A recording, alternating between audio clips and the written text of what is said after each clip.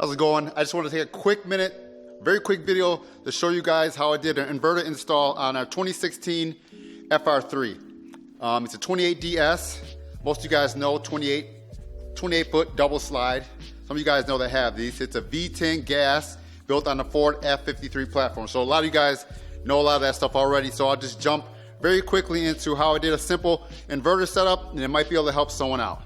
Now, the reason why I put an inverter in is, like you said, like most people know, that when you have your coach on running down the highway, or you're going places, or if you're boondocking overnight at some place, you cannot have power to the electrical outlets without running the generator. Now, sometimes if you're just sitting late at night and you just want to have like maybe the TV's on, or you just want to power your cell phones, or I know some people have breathing machines, you don't want to have to run the generator all night. And it's always a big thing too about maybe boondocking next to someone and they're running their generator all night. So sometimes you need a little power. Now, of course, remember, this isn't going to power your AC and furnace and all that stuff.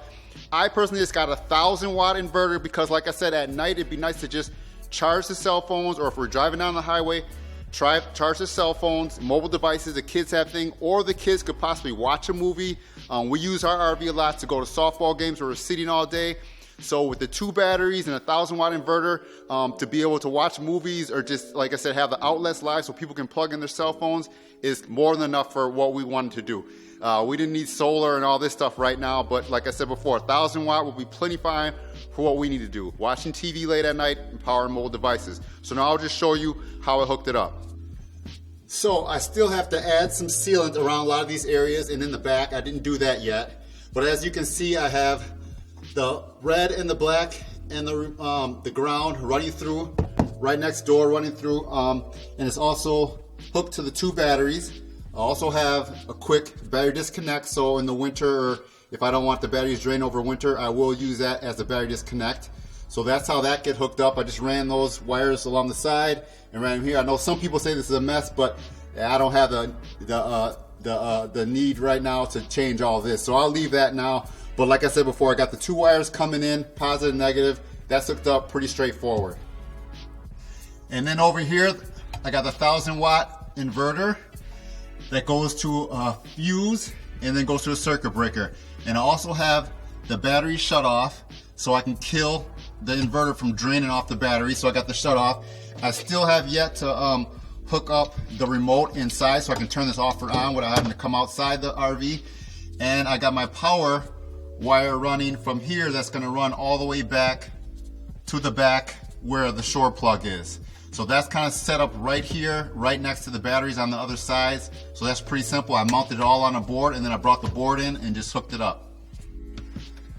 So if we come to the back compartment, you can see I have the cord from up front, runs through here. It runs over into one side of this outlet. And then I got the inverter, the converter, running into this side of the outlet.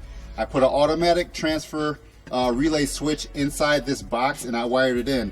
Now I thought to myself, why do I need the automatic transfer relay switch? But I did that so I never have to worry about unplugging the converter, or I never have to worry about turning the fuse off inside. My first idea was to put a 30-amp plug for the inverter and wire it into a plug, and just switch the shore plug into that, and then switch it back over to the generator plug when I wanted to.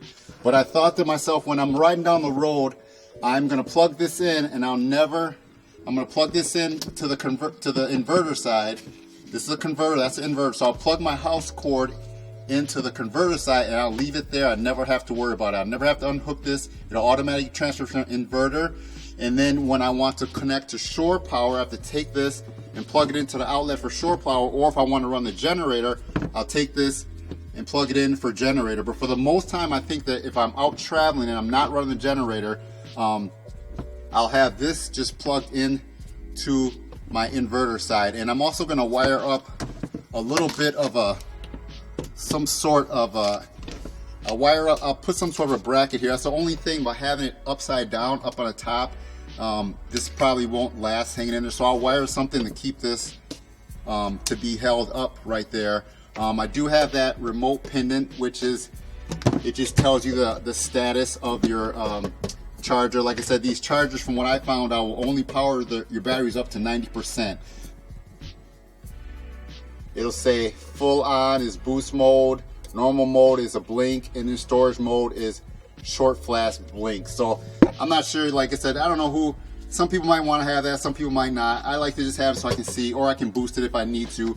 But like I said before, having the automatic transfer switch makes it so you never have to mess with this converter at all. You take your shore power, you can plug into your inverter side, or you can plug in to your generator when you're going down the road, and you're good to go. And then when you plug in the shore power, of course, you're just gonna plug right into shore power, so you won't have to mess with that as much. So then that's how, pretty much how that's wired in back there. I ran the cord all the way underneath, I zip tied it up underneath, and got it so it comes out here. I still have yet to caulk these and silicone them up so that nothing gets inside of there, no elements. I still have yet to do that, but that's the last thing that I have to do with this inverter install. So I know I kind of went through that pretty quickly. Maybe this video will help other people. Like I said, when I knew that we first got this RV and I started reading, one of the things I really wanted was to have power to the outlets. Now there's one thing, I think that when you have your inverter plugged in the way I do, the batteries will get charged when you're driving. So the alternator will charge the batteries and then you can run your inverter. Now, from when I'm watching TV or powering mobile devices, I don't think that I'm gonna be draining the batteries faster than they'll be getting a charge. So like when I get to where I'm going, or if we're sitting throughout the night, or we're watching TV, I won't be using any energy that will deplete the batteries more than what they need to be.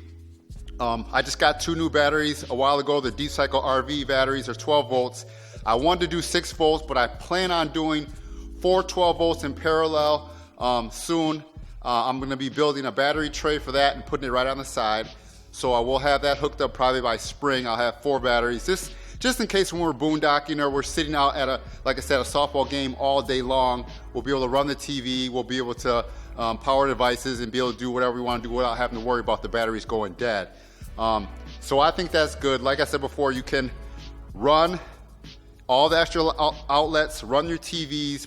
You probably can do, you might be able to do anything around 1,000 watts. Now you could get a 2,000 watt or even more, a higher inverter if you wanted to, and add more batteries. But for now, I'll see how the 1,000 watt goes. It won't be much for me to install another one because I have everything hooked up already if I wanted to go to a bigger one later on. But maybe this will help you guys. Like I said before, if my kids are watching TV and we're driving down the road, they'll be able to do that now without having to have their generator running all day. The generator is loud, but I know there's times like AC in the summertime when it's really hot, or the heater, you're gonna have to run the generator. I realize that. So hopefully that helps you guys. If you have any comments or anything, leave it down below and I'll try to answer any questions I can, and hopefully this helps you out. Thanks, have a good day.